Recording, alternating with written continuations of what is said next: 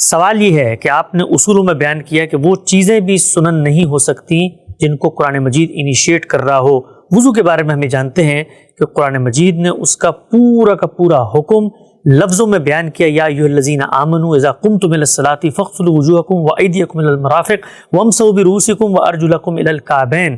سوال آپ کی خدمت میں یہ ہے، یہاں پر تو قرآن مجید خود حکم انیشیٹ کر کے بتا رہا ہے، جبکہ آپ نے اصولوں میں لکھا ہے کہ اس حکم کو قرآن سے انیشیٹ نہیں ہونا چاہیے۔ قرآن مجید حکم کو دہرا رہا ہے، اس کی ابتدا نہیں کر رہا، اس کو انیشیٹ نہیں کر رہا۔ حکم تو پہلے سے موجود ہے، وضو کیا جا رہا ہے۔ وضو تو انبیاء کے دین میں ہمیشہ رہا ہے، وہ یہود بھی کرتے ہیں، اس کا اہتمام کرتے ہیں، اہل عرب بھی کرتے تھے۔ عربوں کے ہاں اس کے سارے افعال موجود ہیں۔ یہ توضع کا فعل یا وضو کا لفظ ایک معروف لفظ ہے، یہ عربی زبان میں پہلے سے موجود تھا۔ یہ آپ جانتے ہیں کہ جب لفظ موجود ہوتا ہے تو اس کا مصداق بھی لازماً موجود ہوتا ہے۔ پھر یہ کہ جو آیت آپ نے پڑھی ہے یہ سورہ مائدہ میں ہے۔ سورہ مائدہ 5 ہجری پہ نازل ہوئی ہے۔ تو کیا آپ باور کرتے ہیں کہ اس وقت تک لوگ نماز وضو کے بغیر ہی پڑھ رہے تھے؟ رسالت مآب صلی اللہ علیہ وسلم نے بھی کبھی وضو نہیں کیا تھا۔ قرآن نے وہاں پہلی مرتبہ حکم دیا، وضو کیا جا رہا تھا، نماز وضو کر کے پڑھی جا رہی تھی، وضو سے لوگ واقف تھے۔ قرآن مجید اس میں ایک رخصت کو بیان کرنے جا رہا ہے، یعنی یہ بتانے جا رہا ہے کہ اگر کسی موقع پر پانی میسر نہیں ہے یا کوئی شخص مریض یا مسافر ہے تو وہ تیمم کر سکتا ہے۔ یہ حکم بیان کرنا ہے یا وضو کے بارے میں کوئی اور تصریحات کرنی ہے، اس کے لیے قرآن نے اپنے طریقے کے مطابق پہلے پورے حکم کو دہرا دیا ہے۔ یہ توطیہ اور تمہید کا طریقہ ہے، یعنی ایک گویا حکم آپ کو یاد دلا دیا۔ ہم بھی بعض اوقات ایسے ہی کرتے ہیں، یعنی کسی چیز کی وضاحت کرنا چاہتے ہیں تو پوری بات کو دہرا کے کہتے ہیں کہ یہ اس طرح ہوگا، اور دیکھیے اس میں اس چیز کی آپ وضاحت کر لیں، اس چیز کو سمجھ لیں، اس کے اس پہلو کو آپ جان لیں کہ یہ کیا نوعیت رکھتا ہے۔ تو وہ طریقہ اختیار کیا۔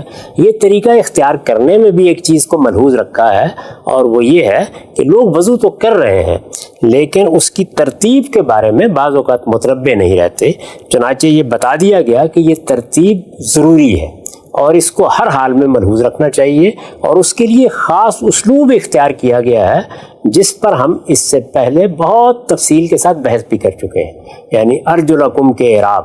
اس میں بھی یہ بتایا گیا ہے کہ کس طرح قرآن مجید نے ترتیب کو واضح رکھنے کے لیے یہ طریقہ اختیار کیا۔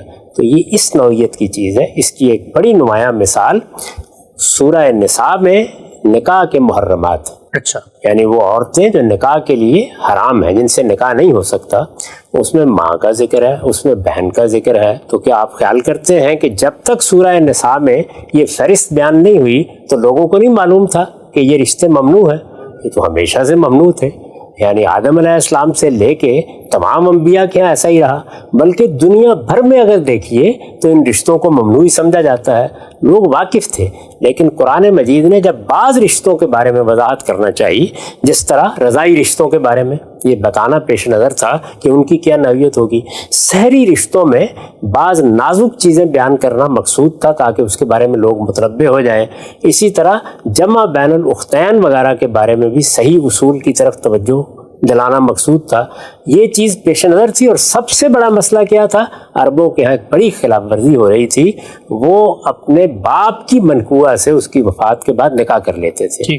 چنانچہ وہیں سے بات شروع ہوئی، اور جب بات شروع ہوئی یعنی پہلی بات وہی کہی گئی، اس کے فوراً بعد قرآن مجید نے تمام محرمات کو دہرا دیا۔